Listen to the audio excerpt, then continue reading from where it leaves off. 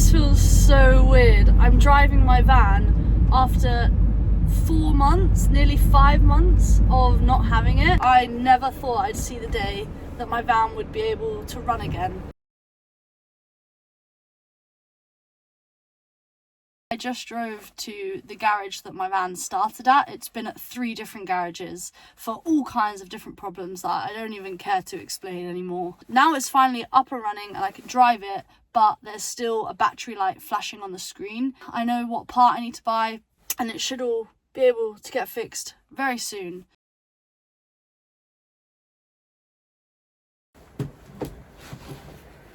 Let me take you back to last year. I bought this van. It's a new van, 2018, not that old, and I converted it with my dad with the idea to travel all around Europe for as long as I wanted to. I challenged myself to converting this van for as cheap as possible because I wanted to show people that anyone could do things like this. When you build something like this with your dad, it becomes very sentimental, so then it really sucks when it all goes wrong.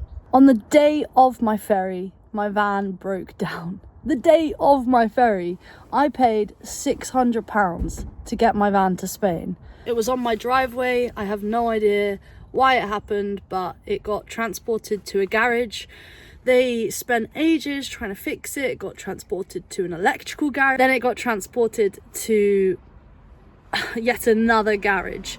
And finally, like I keep saying, after 4 or 5 months, it's fixed with only one small problem left. I booked this ticket way before I went to Brazil.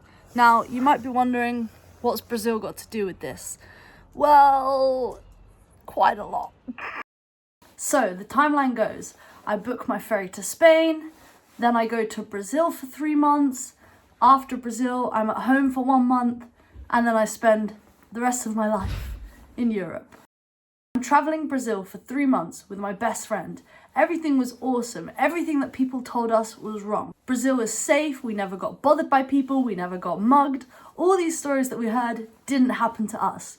We'd made it. We'd conquered Brazil and we were 3 weeks from going back home. With 3 weeks left of the trip, I decided to go back to Rio for the second time. So I was out for dinner and I had a lovely time. We didn't drink any alcohol. It wasn't anything crazy like that. No parties, nothing. Just a simple dinner. And then we walked back to our hotel, which was only a 2-minute walk away from the restaurant. I'm using my dad as the example. Yes, I made him wear my skirt. So I had a shirt just like this on. I think I had it buttoned up because it was cold. And I had this bag underneath with my phone inside. Then these 2 girls dressed up like they were going on a night out start coming over to me. They were twerking, dancing all over me. I was a bit uncomfortable. I had my hands up and I was a bit like, whoa, put your hands up. Yeah, look scared, Dad. But I was also like, they're 2 girls around my age. They can't be that bad. They're just asking where the nearest bar is and stuff like that. They unzip the bag. They take the phone, pretend this is a phone, and then they even have the time to close the bag. And then they're like, ooh, obrigada, obrigada, okay, ciao. It's my phone. They've taken my phone. That's got everything on it. That's got all my work. That's got all my teaching stuff. That's got, they're gonna get... I also thought I was being super prepared by keeping my bag under my clothes so nobody could see that I had a bag. But through the commotion, they were dancing between me. It was all very confusing. They really were smart and managed to take it from me. I felt nothing. It's quite an easy zip, but like, come on. They zipped it closed as well. So then anyway, they jump into a taxi and I naturally put my hand on my bag because as I'm walking along, I just kind of feel that there is still a phone there and stuff. And I was really aware of all the phone robberies that happen in Rio. I naturally put my hand on the bag, there's no phone there. So I'm like, they stole my phone! So I start pulling at the taxi door. We're both trying to get into the taxi, but the taxi is part of this plan and drives away super fast. Unlike the reaction that my dad showed, I did not stand in the street crying, thinking that I'd lost everything. We go back to the hotel and I'm pretty chill, to be honest. Like, it's a phone, but I've got insurance, I've got my laptop in the hotel, so I can block all my cards. iPhone even has a setting where you can state that it's been robbed or lost, so you can really block everything. Apple has one of the highest securities, so really it should be good. The next morning I opened my laptop so that I could message my parents and just genuinely try and see what my next steps were. The whole entire screen had all this codes and confusing stuff on it. I could not use it at all. This is an old laptop, it's not actually mine, but I couldn't find mine. It's just for demonstration purposes. So I'm like, wow, what a coincidence. My phone got stolen last night and now my laptop's broken. What is my luck? Well, silly me, because it wasn't a coincidence. They'd managed to hack my laptop from stealing my phone because they were both Apple products. Now, I have no idea how they did this, and even Apple don't know how they did it. It took Apple 5 weeks to get my laptop started again. Because I couldn't use my laptop, I used my friend's phone to log into my bank accounts. And what did I find? All my money was gone. It took different amounts of money, around £70 per 20 minutes. And the way they did this is they create their own online shop. So it looks like they're just innocently buying stuff online, but really they're buying stuff from their own shop that they created. That's kind of how I understand it. Because me and my friend who I was traveling with, Grace, we had each other on Live 360, which is an app that lets you track each other. And she checked and my phone was making circles around the city all night long. So my phone was stolen at midnight, and it was a quiet street, by the way, like wasn't too many people around, and we definitely should have got an Uber. I mean, me and Grace would get Ubers all the time. Whenever it's nighttime, please just get an Uber. It's so cheap and it's so much safer. The plan was that was going to be our last night in Rio. During our drive, we phoned the police to report my phone missing, but the police really don't care. Phones are stolen all the time. They don't do anything. I spent the next 3 weeks of my trip just trying to deal with everything. And you can imagine there was a lot to deal with, because it's not just a phone, it's not just money, it's not just a laptop at this point, it's my entire life. Luckily, I'd already booked my flight home, so a large chunk of my money was already spent on that. If I hadn't have booked my flight home and they'd taken my money, it would have been a nightmare. But I couldn't access my boarding pass because my boarding pass was in my emails, which was on my phone. Now, if you've ever tried to log into any of your accounts via somebody else's device, you probably know that it sends a code to your phone number for you to log in into somebody else's device. I don't have a phone number. I call the airline, I explain my situation, I say I can't access my boarding pass, my flight is in 3 weeks, could you please send it to my friend's email so that I've got it? Well, they refused to send it to another email for security purposes, even though I've just told them that all of my security has just been messed up. Well, me and Grace were flying home at different times, so I couldn't even ask Grace what date or time our flight was because she didn't know. I remembered the date of my flight, but I didn't remember the time exactly. I know it was sometime in the evening, but I wasn't 100% sure because my flight was 3 weeks away, so I don't really have to worry about it yet. But now I'm worrying because I don't have my boarding pass, I can't access my emails. There was no way at all. If you think you know a way, you don't, because I tried everything. So I went on Skyscanner for the date that I was flying, and I was scrolling until one of the times seemed familiar and just hoped for the best. But that's 3 weeks from now, so still didn't matter too much. Maybe there was still hope. I thought I'd get there and they'd make me pay because I didn't check in before the flight. Sometimes airlines do that if you don't check in 24 hours before. And then I was thinking, well, if they make me pay, how can I pay? And if they do that, I'm by myself in the airport because Grace isn't on the same flight home as me. So who am I going to call? Who am I going to speak to? I have nothing. But everything was fine. I got on the flight. All was good. I just want to pause for a minute and say that Grace were literal angels. They did so much for me. I have never had two people care about me so much that are outside of my family. And of course, I did have my family on the phone to me every day.